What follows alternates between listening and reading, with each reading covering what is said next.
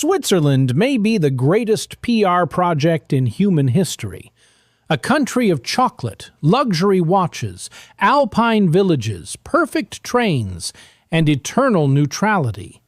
A place that supposedly rose above the violence of Europe, while the rest of the continent spent centuries tearing itself apart. But there's one problem with that image. Most of Switzerland's wealth was built on war. Not just war in general, but on exporting professional violence. Because for centuries, Switzerland's most valuable export was not chocolate, not watches, not banking. It was men who knew how to kill better than almost anyone else in Europe.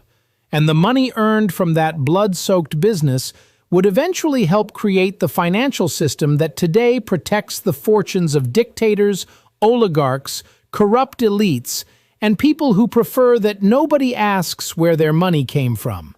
But the most disturbing part isn't even that. It's that Swiss neutrality itself may not be the opposite of war. It may simply be its most profitable evolution. Because there's a massive difference between a country that stays out of conflict and a country that gets rich from everyone else fighting. And to understand how Switzerland became the world's financial vault, you first have to understand one uncomfortable truth. Europe used to fear the Swiss, which sounds ridiculous today. Fear who? The people with perfect ski resorts and expensive cheese? But in the 15th and 16th centuries, the word Swiss didn't mean bankers. It meant killing machines. Back then, Europe looked nothing like the modern world. There were no stable nation-states in the way we imagine them today. No international order, no lasting peace. The continent was a giant marketplace of violence, where kings, princes, republics, mercenaries, and the church constantly fought for power. And in that world, Switzerland was strange. Poor mountain cantons, harsh winters, little farmland, almost no major natural resources, no empire, no navy, no massive cities. But history has a habit of turning hard landscapes into dangerous societies. Because when a country lacks wealth, it starts exporting the only thing it has left: human force. The Swiss realized early that they could never outmatch Europe's great powers economically. So they decided to become indispensable in war. And they succeeded. Swiss mercenaries became legendary across Europe. At a time when medieval armies still relied heavily on armored knights and aristocratic warfare, the Swiss introduced something terrifyingly modern: discipline, mass organized violence. Their infantry formations moved like machines, dense walls of pikemen advancing with brutal coordination, smashing through forces that for centuries had been considered unbeatable. Europe's noble cavalry suddenly discovered an unpleasant truth. A peasant with a 20-foot pike and military discipline could kill a knight just as easily as anyone else. It was one of the first moments when medieval romanticism collided with industrial-style warfare, and lost. The Swiss became so effective that European rulers started competing to hire them. French kings hired Swiss mercenaries. Italian city-states hired Swiss mercenaries. German princes hired Swiss mercenaries. Even the Pope hired Swiss mercenaries. And yes, the famous Pontifical Swiss Guard protecting the Vatican today is not just some colorful tourist attraction. It's a surviving relic from the era when Swiss soldiers were considered the most elite fighters in Europe. But the real story isn't simply that the Swiss fought wars. It's that they turned war into an economic system. Most countries used armies to serve the state. The Swiss increasingly used the state to serve the army business. Entire regions survived by exporting soldiers. For poor families, military service became a path out of poverty. For local elites, it became a river of money. For Swiss cantons, it became political leverage. Europe was effectively paying Switzerland to supply highly trained violence. And that slowly transformed the country itself. Because money earned from war rarely disappears. It spreads into trade, into loans, into contracts, into financial networks.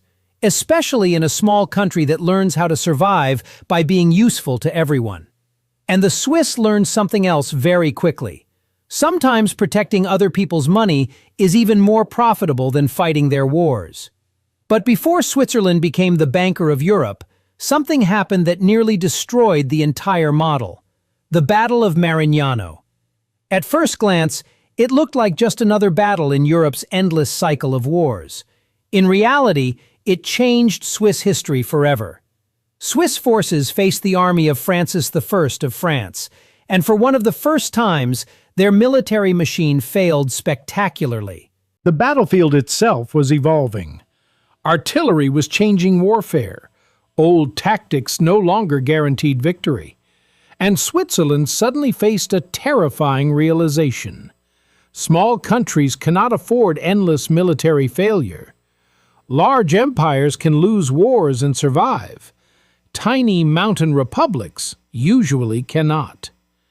And this is where the most brilliant pivot in Swiss history begins. The Swiss did not abandon military expansion because they became morally enlightened. They simply discovered a far more profitable position. Don't dominate Europe. Don't get conquered by Europe. Become useful to all sides at once. Neutrality wasn't born purely as an ethical principle. It evolved into a business model. That distinction matters. While Europe tore itself apart through religious wars, revolutions, dynastic conflicts, and imperial struggles, Switzerland slowly transformed into something else entirely: a safe zone, a place for contracts, for diplomacy, for trade, for wealth storage, for political negotiations. While everyone else burned the continent down, Switzerland built infrastructure for trust. But trust in geopolitics is rarely based on morality. It's based on usefulness.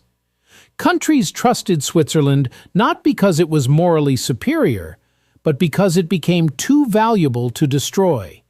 And this is where the deeper logic of the Swiss system appears. To become the world's financial safe house, you must convince people of two things. First, you don't ask questions. Second, you never betray clients.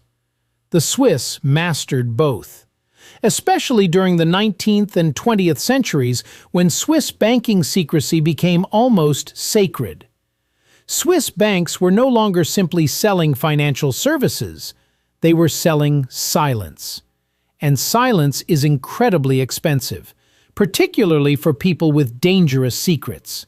Dictators, corrupt politicians, smugglers, oligarchs, war profiteers, tax evaders. Eventually, they all arrived at the same conclusion. If there was any place on earth where money could disappear from public view, it was Switzerland. And the irony became almost perfect. The country celebrated globally as a symbol of peace was quietly earning fortunes from global instability, corruption, fear, and conflict, especially during wartime. In fact, wars often made Switzerland even richer.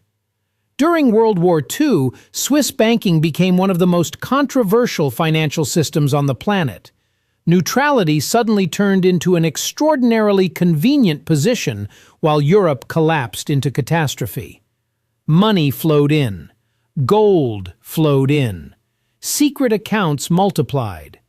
Decades later, investigations and scandals would expose just how complicated Switzerland's wartime financial role really was. But the deeper story went far beyond one war. Switzerland had discovered how to monetize humanity's oldest fear: instability. Because when the world becomes dangerous, people will pay enormous amounts of money for safety, and even more for secrecy. That was the true Swiss genius. They understood something the modern financial world would later perfect. Sometimes the most valuable commodity on earth is not oil, gold, or weapons. It's the ability to hide consequences. And suddenly, the entire Swiss story starts fitting together. Switzerland did not magically transform from a nation of mercenaries into a nation of bankers. It was fundamentally the same business model in different forms. First, the Swiss sold physical protection. Later, they sold financial protection. Once they guarded kings with pikes. Later, they guarded fortunes with banking laws. Once they were feared for their ability to kill. Later, they became trusted for their ability to stay silent. But the core logic never changed. Sell security in a world terrified of chaos. And the more unstable the world became, the wealthier Switzerland grew. What makes the system even more remarkable is that it proved almost untouchable. Major powers repeatedly condemned Swiss banking secrecy, while quietly using it themselves. Politicians attacked offshore finance until their donors needed offshore accounts. Governments criticized Swiss neutrality until they needed Swiss mediation. That's one of the darkest truths about global power. Everyone hates the system until they personally benefit from it. And in that sense, Switzerland became a perfect mirror of humanity itself. It didn't invent greed. It didn't invent corruption. It didn't invent war. It simply became better than anyone else at servicing them. And it did so with extraordinary elegance. So elegantly, in fact, that the world managed to turn this entire story into the image of a peaceful alpine paradise. But if you strip away the branding, the picture underneath becomes far less innocent. One of the most stable and respected countries on Earth built much of its influence by mastering the economics of violence. First, directly, then financially, then legally, then diplomatically. But the underlying logic barely changed. And that leads to the real paradox of Switzerland. We usually think neutrality means staying out of conflict. Swiss history suggests something much darker. Sometimes the most profitable position in a war is not fighting at all. It's becoming the place where everyone stores the money, secrets, deals, and consequences created by the war. Because then you become indispensable to everybody, even to enemies who want each other dead. And maybe that's the uncomfortable lesson hidden beneath the image of modern Switzerland. The world is often shaped not by the people who speak most loudly about morality, but by the people who learn how to turn human chaos into a sustainable business model.